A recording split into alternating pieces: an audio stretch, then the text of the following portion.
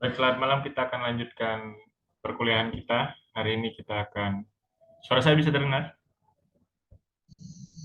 Bisa, Pak. Hari ini kita akan belajar Bisa, tentang Pak. manfaat proyek, baik dipandang dari sisi ekonomi.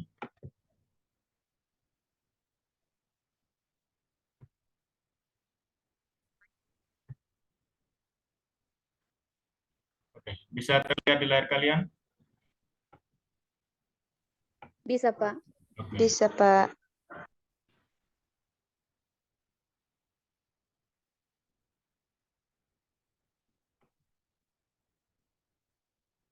Ini.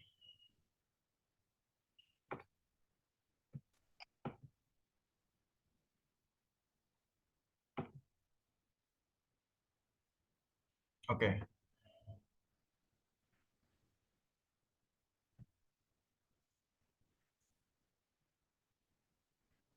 Oke. Ini adalah pengaruh proyek terhadap harga.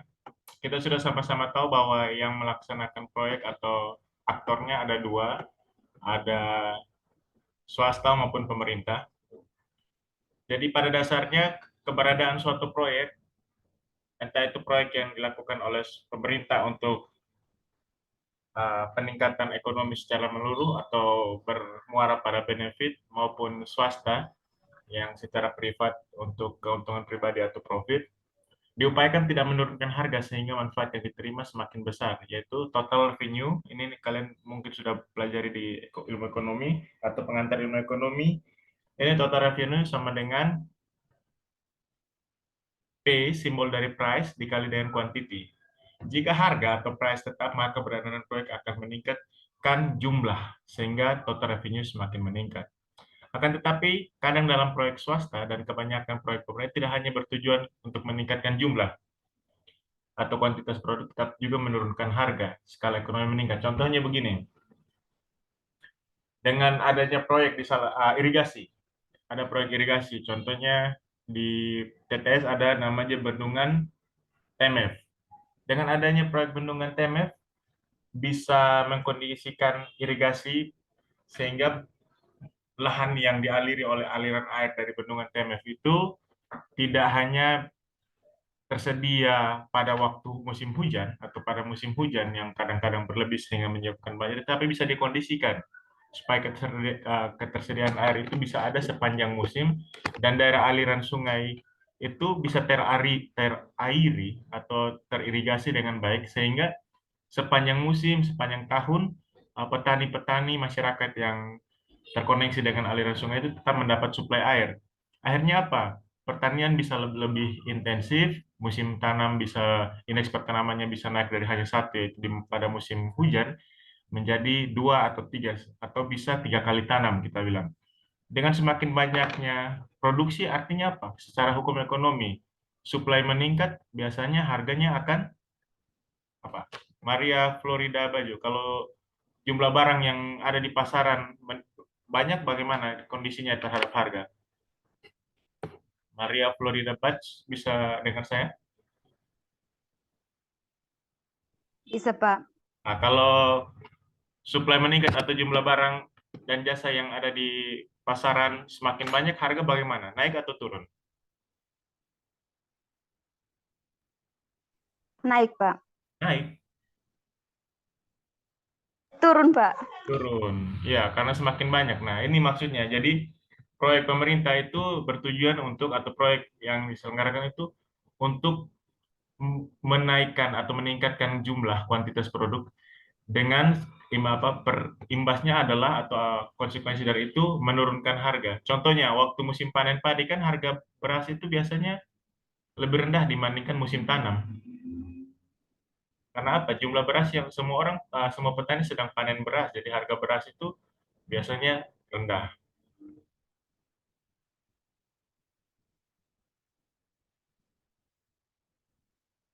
Saya ulangi lagi, dari proyek sebenarnya merupakan manfaat. Nah, untuk melihat dampak dari atau manfaat dari keberadaan suatu proyek, kita bisa lihat dari surplus ekonomi ya. Yang pertama adalah surplus produsen dan yang kedua adalah surplus konsumen. Apa itu surplus konsumen? Surplus konsumen merupakan manfaat yang dicapai konsumen ketika mereka dapat membeli barang atau jasa dengan harga yang lebih rendah dari jumlah. Oke. Kita lihat manfaatnya dari sisi ekonomi, ada salah satu yang disebut dengan surplus ekonomi atau surplus produsen dan konsumen.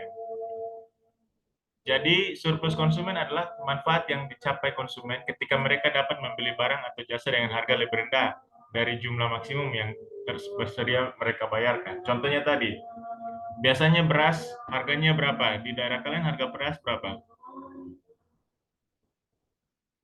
12.000. Berapa Onesimus? 12.000. 11.000. 12.000, Bu. 11.000, oke. Tapi waktu musim Ada panen yang 11, ada yang 12. ada berapa yang paling rendah berapa? Ada yang 11, ada yang 12. Oh ya, ada bisa tergantung varietas ya, karena kualitas juga menentukan harga. Mari kita Ya, bicara tentang kuantitas dulu. Jadi 12.000. Ketika sudah itu karena musim sawah tada hujan atau sawah irigasi, Onesimus, Octavianus. Tadi siapa yang jawab? Onesimus ya? Ya Pak, Yang jawab tadi Octavianus atau Onesimus? Octavianus Pak. Oh, Octavianus. Sawah di tempat kamu tada hujan atau irigasi? Yang di hari Irigasi, Bu. irigasi. Berapa kali musim tanam di lokasi? Kamu di mana? Di Eva, Ya, lokasinya Kecamatan WO, loh. WO. Di WO, loh, situ Pak. WO loh. Ya, Pak. Itu di situ berapa kali panen satu tahun untuk padi? 1 tahun 1 kali, Pak. Satu kali berarti sewaktu musim hujan atau? Ya, Pak. Oke, berarti itu masih kita anggap sawah tada hujan.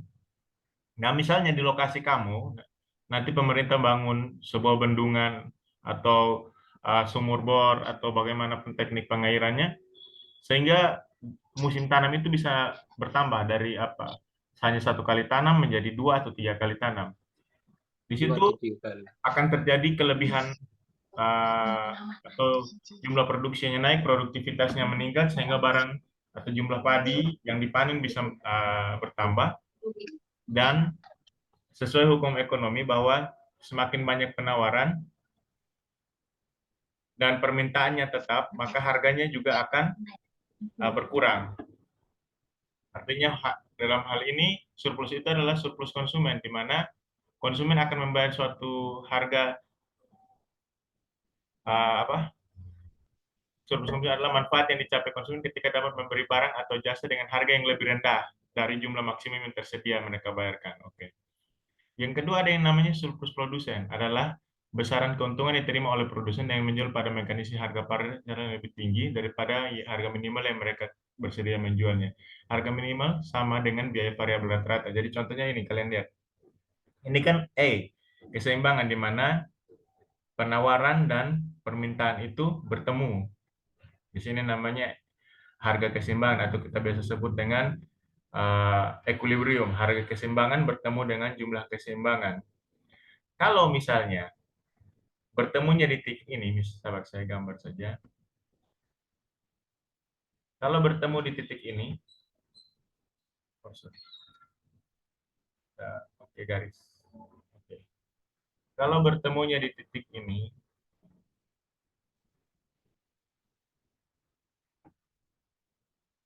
itu harganya lebih tinggi, tapi jumlahnya lebih rendah. Artinya apa? Di situ yang terjadi adalah surplus konsumen, di mana konsumen membayar lebih banyak. Tapi kalau bertemu di titik ini,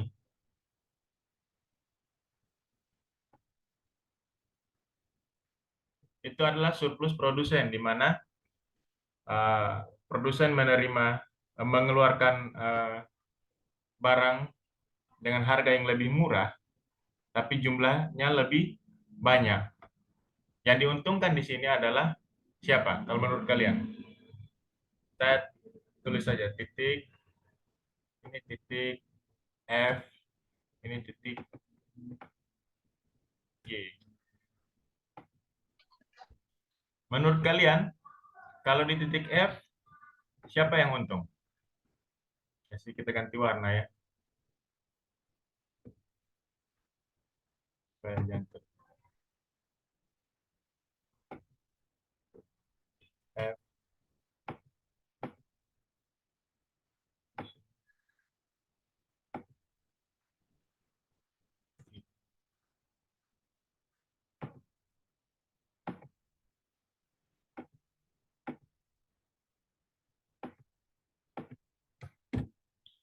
Menurut kalian kalau di titik F siapa yang untung? Konsumen, Pak. Konsumen. Kenapa Redentus konsumen untung?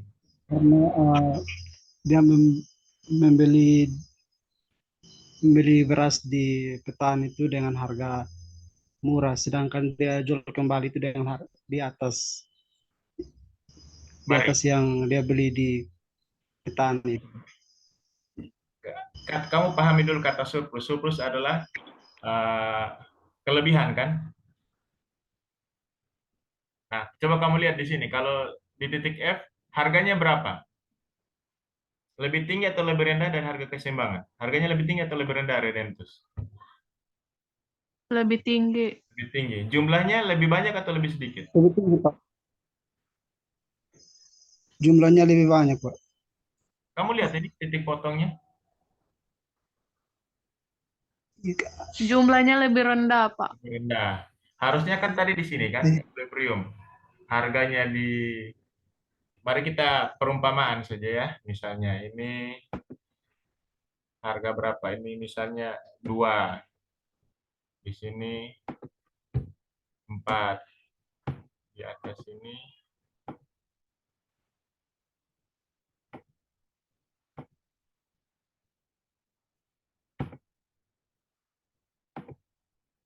jumlah maksimum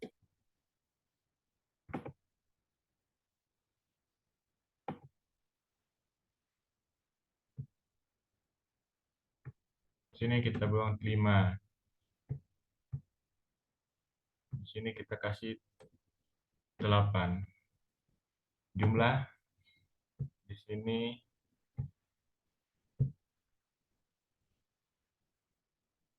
2. Di sini 4. Di sini 5.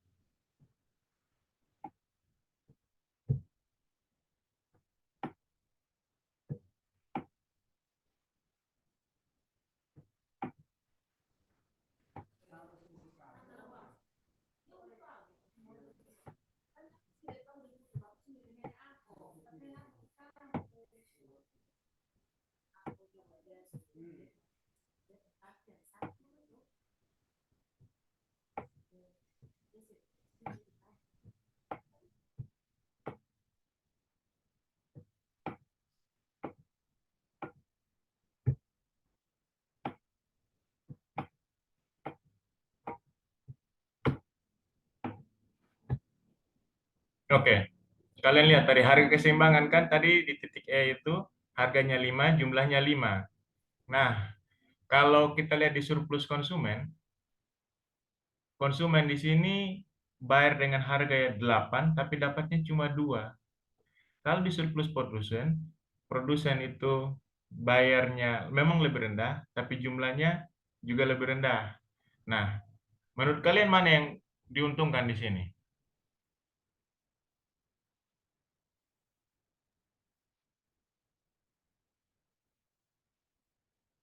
Tidak ada yang diuntungkan menurut saya. Tapi mari kita lihat penjelasannya.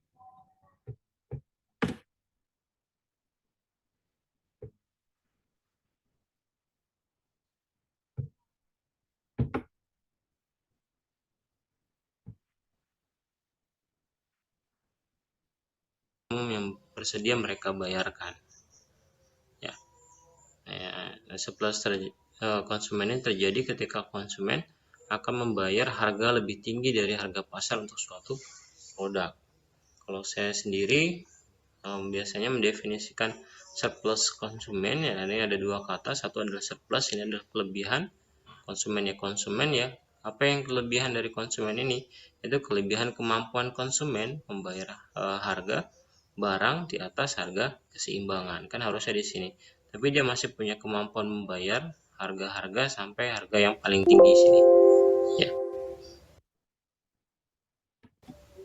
Ini kelebihan kemampuan konsumen untuk membayar harga di atas harga keseimbangan. Sedangkan surplus produsen, kalau saya mendefinisikan, ini kemampuan, ya, kelebihan kemampuan dari produsen menjual barang di bawah harga pasar atau harga keseimbangan. Ya. Jadi sama seperti yang digambarkan dalam grafik ini. Kalau bisa dengar saya? Bisa, Bisa. Pak. Oke. Jadi surplus konsumen itu kemampuan konsumen. Jadi tadi seperti yang disampaikan teman kalian, ada beras harga 11, ada beras harga 12, tapi konsumen masih memiliki kemampuan untuk membayar beras yang harganya 12.000, meskipun ada beras tadi yang misalnya harganya 11.000 di sini. Kita anggap saja itu harga yang keseimbangan. Sedangkan surplus produsen adalah besaran keuntungan yang diterima oleh produsen dengan menjual pada mekanisme harga pasar yang lebih tinggi daripada harga minimal yang mereka bersedia untuk jual. Jadi produsen masih bisa menjual dengan harga yang lebih tinggi.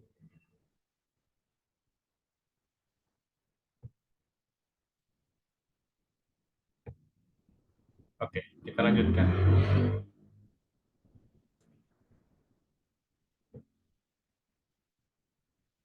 Nah, ini surplus produsen dengan surplus konsumennya. Kalau di gambar ini terlihat dari area biru ini, ya, biru muda, atau area yang satunya ini yang surplus produsen, ini yang surplus konsumen. Ya, oke, kita lanjutkan. Nah, bagaimana pengaruh proyek terhadap surplus ekonomi, terhadap surplus produsen dan surplus konsumen? Nah, tadi kita sudah sampaikan di awal. Ya. Jadi kita lihat bagaimana pengaruh proyek. Jadi misalnya seperti yang saya sampaikan tadi, ada proyek pembangunan bendungan. Setelah sekian tahun bendungan itu selesai, diresmikan, mulai beroperasi, pengairan akan lebih intensif. Jadi masyarakat di situ menerima manfaat, bukan hanya untuk produksi pertanian, tapi juga untuk kegiatan ekonomi lainnya. Contoh bisa buka usaha laundry untuk cuci baju atau pakaian, bisa buka pencucian motor. Dengan adanya air kan bisa menjadi apa? Membuka usaha pengisian air galon, dengan banyak yang bisa usaha yang bisa lahir atau berkembang karena suatu proyek. Jadi kita lihat Keberadaan proyek itu sebenarnya tujuan paling utama adalah untuk meningkatkan Q. Ya. Kalian lihat Sehingga Q itu apa? Q itu adalah jumlah. P itu kan yang tadi kita tahu ada price atau harga. Jadi yang tadi sebelumnya ada di titik E ini, sepanjang garis merah ini, dia bergerak. Bergerak artinya apa? Bergeser ke kanan. Dengan adanya proyek, Christine Melani, tolong aktifkan mikrofon kamu.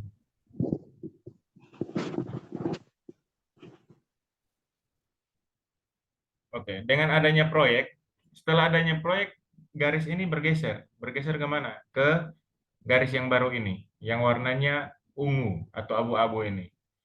Dengan bergesernya garis atau kurva penawaran ini ke arah kanan ke sini, berarti dia menurunkan dari tadinya harganya ada di sini di 5. Mari kita tulis lagi supaya kalian lebih paham. Contohnya ini contoh ya. Contohnya tadi harganya di sini 5.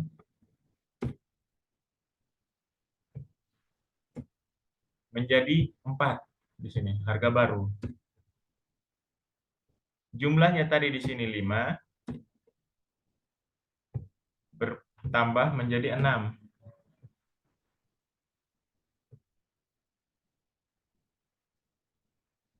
Dengan adanya keseimbangan yang baru. Tadi sebelumnya di keseimbangan yang pertama adalah harganya 5, jumlahnya 5. Sekarang harganya turun dari 4, dari tadi 5, sekarang 4. Jumlahnya bertambah atau berkurang?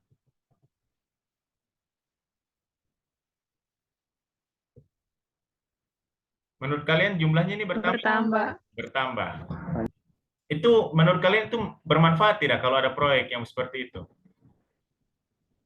Bermanfaat, Pak. Bermanfaat. Karena apa? Jadwalnya tahu. Karena dengan adanya proyek bisa menciptakan usaha-usaha yang lain, Pak. Coba jangan lihat ke usaha lain dulu. Coba lihat dengan dari grafik ini saja apa manfaatnya? Dari perubahan ini apa yang kamu lihat? Perubahannya apa yang kamu bisa tangkap? Harga bagaimana menurut kamu? Dengan keberadaan proyek akan mendorong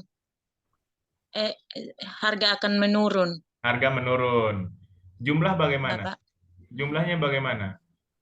Jumlahnya akan meningkat, Pak. Meningkat, oke. Yang lain bagaimana? Ada pandangan lain?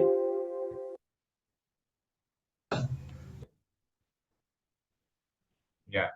Jadi ketika dia sudah menurun begini, surplus konsumen bukan lagi sampai di sini di titik 5, dia sampai ke titik 4 ini. Begitu pula tadi surplus produsen, dia tidak berhenti sampai di sini, dia akan berkembang sampai ke sekitar ini. Mari kita lihat untuk gambar selanjutnya.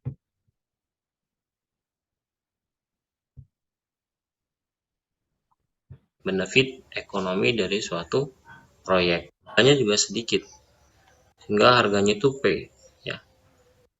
Sehingga masyarakatnya ini saya hapus dulu ini.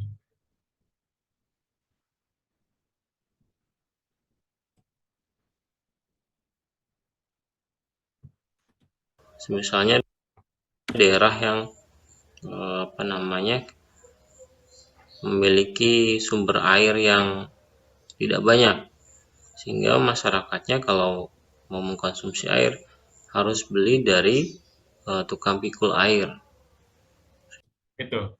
Ada di daerah kalian yang masih menjual air dengan sistem pikul, atau kalau yang saya lihat di perbatasan PTU TTS ini menggunakan jerigen angkut dengan mobil pick up. Ada yang jual air dalam kemasan jerigen begitu? Ada, Pak. Ada, oke. Di daerah mana, Octavianus? Di perbatasan Timor Leste di Haumen Anak sini, Bapak. Oh iya, oke. Berarti memang di sana airnya masih susah. Masih airnya susah, Pak. Ya, oke. Kita lanjut. Sehingga ini ketika air dibawa dari jauh ya harganya tinggi, jumlahnya juga sedikit, sehingga harganya itu P, ya. Harganya itu P dengan jumlah nanti kalau kita turunkan sampai di bawah sini ya, ini sedikit jumlahnya. Penawaran ditawarkan sedikit. Akan tetapi ketika pemerintah mengadakan proyek pengadaan pompa air ya untuk air bersih di masyarakat itu, maka supply-nya bergeser ke kanan jauh. Nah, penawarannya akan meningkat sehingga harganya akan turun. Nah, kalau ini adalah kurva permintaannya garis ini ya, maka area ini merupakan kurva permintaannya adalah ini ya, bentuknya loop ya, bentuknya seperti indifferent curve ya. Maka dampaknya adalah ini semakin meningkat surplus konsumennya sebesar area 2 ini ya. Ini dampak dari salah satu contoh dampak dari keberadaan suatu proyek ya, Oke, mari kita bahas. Contohnya begini, harganya tadi ada di B. Contohnya karena lokasi tersebut jauh, tidak ada sumber mata air, jadi dijual dengan sistem eceran atau menggunakan jasa pengangkutan. Harganya bisa misalnya satu tangki 100.000. Oke, jumlah air yang dijual di sini berapa? Kalian lihat gambarnya nanti. Jumlah air yang bisa disalurkan jadi sedikit kan?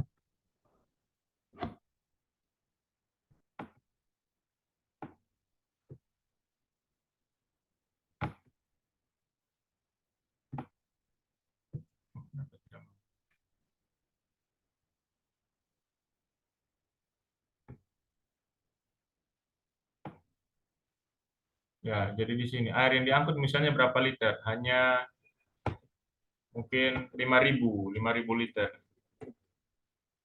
Ya kan satu tangki biasanya 5.000 liter kalau tidak salah. Setelah pemerintah memberikan melaksanakan sebuah proyek dengan menyediakan misalnya sumur bor, air yang tadi harganya 100 ini, dia bisa turun menjadi berapa? Turun menjadi misalnya di sini. Harganya menjadi 20 atau 20 ribu misalnya ya.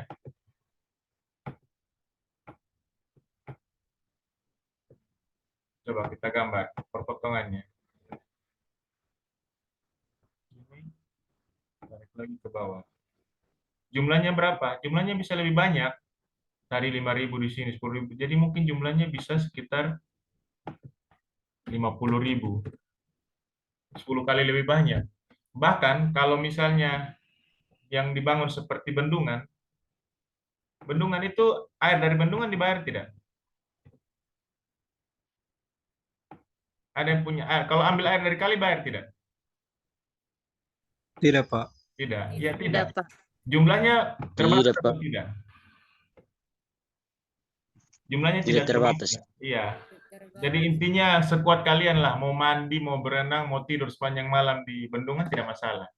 Karena airnya tidak terbatas, airnya dari sumber alami yaitu mata air. Karena tidak perlu lagi menggunakan jasa pengangkutan sehingga harganya bisa nol dan jumlahnya ini tidak terbatas. Air berlimpah-limpah akibat apa? Mungkin ada pompa air atau sumur bor dan lain-lain. Sehingga dia tidak sesuatu yang berlimpah tidak punya harga kan? Sesuatu berharga itu karena dia langka. Kalian tahu perbedaan air dengan emas? Mana yang lebih mahal? Tahu. Emas, Pak. Kenapa emas itu mahal? Karena langka, Pak. Langka, iya kan? Jadi kalau air itu sebenarnya kita bisa hidup tanpa emas tidak? Bisa, Pak. Bisa, Pak. Bisa hidup tanpa air tidak? Tidak bisa, Pak. Tidak bisa, Tapi Pak. karena air itu jumlahnya tidak terbatas atau tidak langka sehingga air itu sepertinya tidak bernilai. Padahal dalam hakikatnya, dalam keberadaannya air itu sangat penting. Oke, sampai di sini ada yang mau bertanya?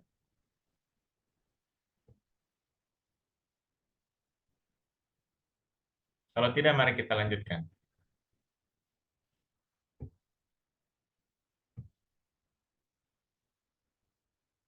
Nah, sekarang kita lihat surplus konsumen. Penawaran, maka pengaruh proyeknya semakin besar. Itu ya. Nah, ini yang penting. Kita menentukan harga output. Ya. Nah, biasanya harga ini ditentukan pertama kali dengan menghitung biaya-biaya yang dikeluarkan. Kita sudah sepakat di pertemuan sebelum UTS bahwa biaya yang dikeluarkan di barang-barang swasta atau barang-barang pribadi, ya, ini sifatnya dihitung berdasarkan biaya finansial yang dikeluarkan, atau prinsip dasarnya adalah perhitungan biaya akuntansi. Ya, sedangkan untuk barang publik atau proyek-proyek pemerintah, ini dihitung berdasarkan semua pengorbanan yang harus ditanggung baik oleh pemerintah maupun masyarakat. Ya, ini yang disebut dengan social opportunity cost. Nah, relevan dengan biaya yang dikeluarkan, maka manfaat yang diterima juga akan diperhitungkan semua pihak, ya, baik itu pemerintah maupun masyarakat. Nah, manfaat, kalau biaya tadi sebutnya social opportunity cost, sedangkan kalau manfaat yang diterima dari penentuan suatu proyek atau pengadaan suatu proyek, maka ini disebut dengan social opportunity value. Ya. Nah, terus timbul pertanyaan. Yang pertama, bagaimanakah menentukan harga satu proyek? Nah, biasanya harga suatu proyek, ya, biasanya nanti jauh lebih tinggi dibandingkan harga realnya. Kira-kira kenapa? Nah, ini jadi pertanyaan besar nanti. Ya, bukan karena markup biasanya, tapi salah satunya adalah karena estimasi yang kita bahas sebelum UTS, ya, perhitungan present value. Jadi menghitung resiko juga, inflasi dan segala macam. Nah, berikutnya pertanyaan yang kedua, bagaimana jika proyek tersebut berupa tradable goods? manfaatnya seperti apa ya. Yang kedua, kita juga nanti timbul pertanyaan, apa sih tradable goods, apa itu non tradable goods. Intinya tradable goods itu adalah barang-barang yang dapat diperjualbelikan di pasar dunia, bisa diekspor ataupun diimpor ya. Itu. Nah, kecenderungannya tradable goods itu terjadi jika harga domestik lebih murah, maka cenderung dia akan ekspor. Tapi kalau jika harga domestik lebih mahal daripada harga luar negeri, maka kecenderungannya adalah impor, sehingga terjadi ekspor dan impor. Nah, berikutnya adalah bagaimana penentuan harga output untuk dua jenis barang tadi, yang tradable sama non tradable. Nah, ini penentuan harga output untuk tradable goods ya. Kita bisa lihat dari bukunya Payaman Simanjuntak dan kawan-kawan ya. Di gambar pertama yang sebelah sini, ya, kenapa bisa terjadi ekspor? Karena kita cek harganya. Ini PFOB ya. PFOB itu harga free on board. Free on board itu adalah harga barang domestik sampai di pelabuhan. PCIF ini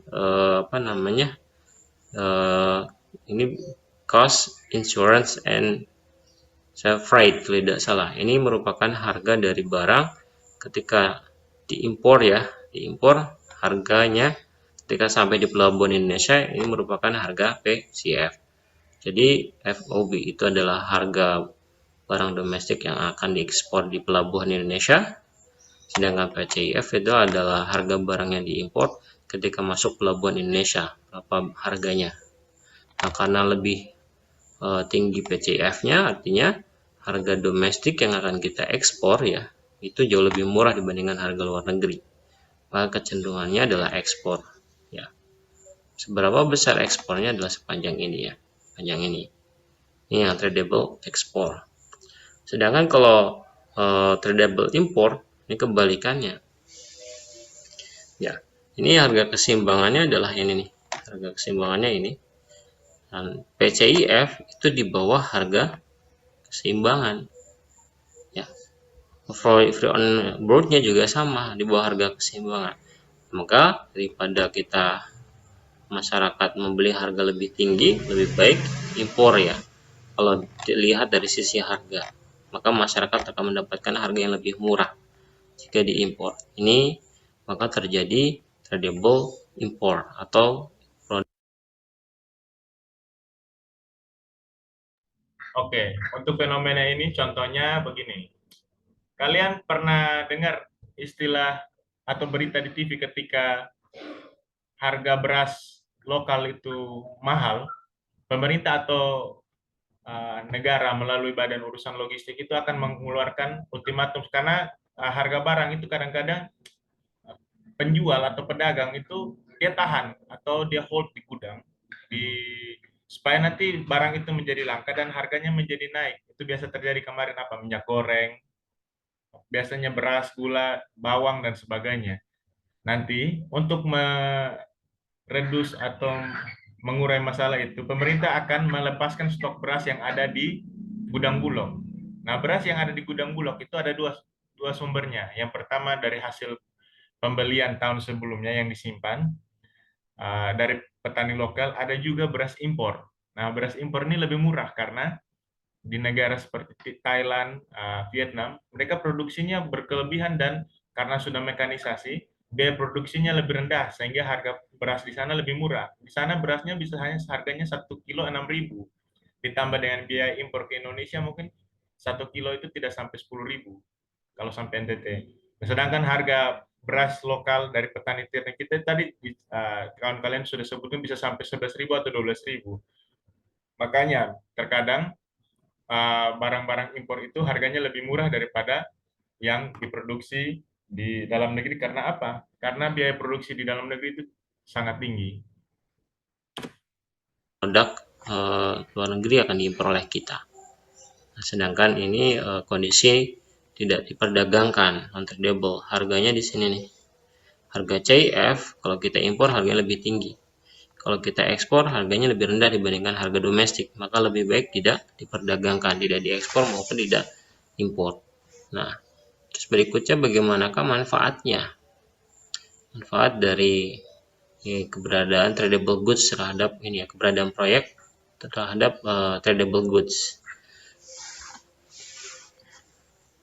Ketika dia tradable ekspor atau diekspor, nah tadi kita bisa lihat ya, ini ekspor sebesar ini.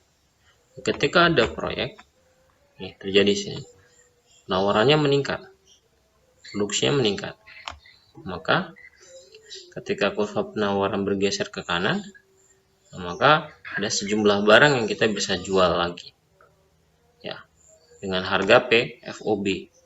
Nah, nanti ini adalah ekspornya, atas ekspor awal sebelum adanya proyek. Setelah ada proyek dia bergeser ke kanan ya, maka manfaatnya adalah sebesar B ke B aksen ini.